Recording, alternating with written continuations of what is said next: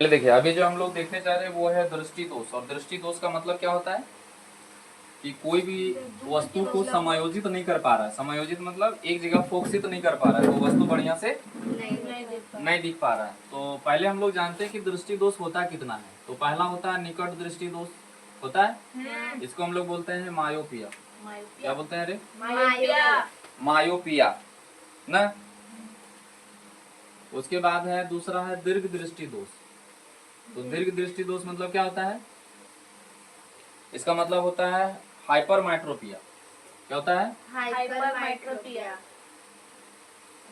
मेट्रोपिया। Metro होता है, metro होता है, हाइपर मेट्रोपिया। मेट्रो। उसके बाद है जरा दृष्टि दोष। अब ये जरा दृष्टि दोष में क्या होता है? इसको बोलते हैं हम लोग प्रेस बायोपिया। क्या बोलते हैं? प्रेस बायोपिया। प्रेस बायोपिया। अब ये होता क्या क्या ये समझ लो। रे इधर ध्यान दो। निकट दृष्टि दोष में निकट रखी वस्तुओं को हम लोग स्पष्ट देख पाएंगे और दूर रखी वस्तुओं को नहीं देख पाएंगे। एक बार फिर से बोलो। निकट दृष्टि दोष में जिसको अगर किसी को ये दृष्टि दोष हो गया, निकट यानी मायोपिया अगर हो गया, तो सामने रखी वस्तु को स्पष्ट देख लेगा वो, लेकिन दूर रखी वस्तुओं को नहीं देख पाएगा। निकट दृष्टि दोष में निकट का ही वस्तु देख पाएगा बढ़िया से। याद हो गया? हाँ। अब आते हैं दीर्घ दृष्टि दोष में। तो इसमें भी वही करना है कि दूर की वस्तुओं को बढ़िया से देख लेगा, सामने वस्तु को नहीं देख पाएगा। बात समझ में आ गया? समझ में आया कि नहीं आया? हाँ। अब आते हैं जरा दृष्टि दोष में। तो कभी कभी क्या होता है, ये घटता बढ़ता रहता है, यानी कि दोनों होता है। तो कभी कभी सामने वाला देख पाएगा, दूर वाला नहीं। कभी कभी दूर वाला देख पाएगा तो सामने वाला नहीं। ये अजीब तरह का बीमारी हो जाता है। इसको बोलते हैं हम लोग आई डिसऑर्डर, यानी कि ह्यूमन का आई का डिसऑर्डर होता है। अब इसको ठीक कैसे करें और ये होता क्यों है, पहले ये समझ लो। तो जब भी हम लोग कोई चीज को देखते हैं तो ये हमारा क्या है, मान लेते हैं कि ह्यूमन आईज है। क्या है रे? ह्यूमन आईज है, मतलब एक मनुष्य का आंख है और यहाँ से कोई एक बिंदु यानी कि कोई वस्तु को देखा जा रहा है, तो यहाँ पे जो बन रहा है, तो हमारे आंख में भी एक लेंस है। क्या है? लेंस है। और अगर किसी को ये है, दिक्कत है, मायोपिया है यानी निकट दृष्टि दोष है, तो जा करके ये कहाँ बनता है देख लो। ये सीधा जो है यहाँ पे आता है लेंस की ओर। कहाँ आता है रे? लेंस की ओर आता है ना। और ये सीधा यहाँ पे बनने के बजाय सीधा बाहर निकल जाता है। कहाँ निकल जाता है? बाहर, यानी कि देखो थोड़ा सा बाहर निकल जाएगा ऐसे। अब बनना चाहिए था यहाँ अंदर में, लेकिन बन गया कहाँ? बाहर। अब बाहर बनेगा तो ये दिक्कत हो जाएगा फिर। बात समझ में आ गया? अब कोई दूर का भी वस्तु अगर हम रखेंगे तो देखो दूर का वस्तु में क्या होगा, ये डॉट डॉट का मतलब दूर का वस्तु ना। अब यहाँ से कोई अगर जा रहा है और यहाँ पे हमारा जो है ह्यूमन आईज है और यहाँ पे लेंस लगा हुआ है, हमारे आंख में भी है कि नहीं है? तो ये ऐसे करके यहीं कट जाएगा, है ना। ये ऐसे जाएगा तो यहीं कट जाएगा और ये ऐसे जाएगा तो यहीं कट जाएगा। यानी बनना चाहिए था यहाँ पे, बन गया कहाँ? तो वस्तु देखना चाहिए था तो बोलेगा नहीं दिख रहा, कहाँ है? तो कोई कोई जो है वृद्ध व्यक्ति जो होते हैं वो नहीं देख पाते हैं। अच्छा, सुई में लगाना जब धागा तो उसमें भी नहीं कर पाते, क्योंकि आंख जो है थोड़ा थक जाता है एज के अनुसार। समझ में आ गया?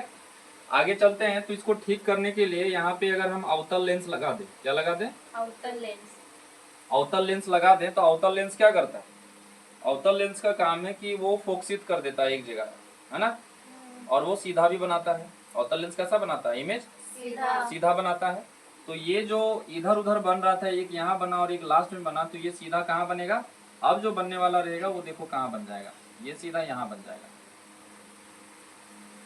तो वस्तु जो नहीं दिख रहा था अब दिखना शुरू हो जाएगा। तो अगर कोई बोलेगा कि बताइए निकट दृष्टि दोष के लिए कौन सा लेंस का प्रयोग करेंगे चश्मा में? अवतल लेंस यानी कि कॉनकेव लेंस। कौन सा लेंस? Concave lens. अब आते हैं हम लोग दूसरा दीर्घ दृष्टि दोष में। तो दीर्घ दृष्टि दोष में क्या प्रॉब्लम होता है वो समझ लो। दीर्घ दृष्टि दोष में दिक्कत ये होता है कि ये जो है पूरा बाहर निकल जाता है। क्या हो जाता है? पूरा बाहर निकल जाता है। तो इसको समायोजित करने के लिए इसमें अगर हम अवतल लेंस प्रयोग किए तो वो इसमें क्या करेंगे? उत्तल लेंस प्रयोग करेंगे। तो समझ लो पहले होता कैसे। ये हमारा ह्यूमन आइज है और ये जाकर के अब ये सीधा वहां बनना चाह रहा है। कहाँ पे बनना चाह क्या रहा है? यहाँ पे बन जाता है। एक पॉइंट से हमारा कोई एक रेज निकल रहा है ना। अब ये सीधा जो है यहाँ से टकरा करके यहाँ पे बन रहा है। कहाँ बन रहा है? ठीक है रे। तो बोला जाता है कि दीर्घ दृष्टि दोष में दूर का ही वस्तु अच्छा से देख पाएंगे और सामने का वस्तु नहीं देख पाएंगे।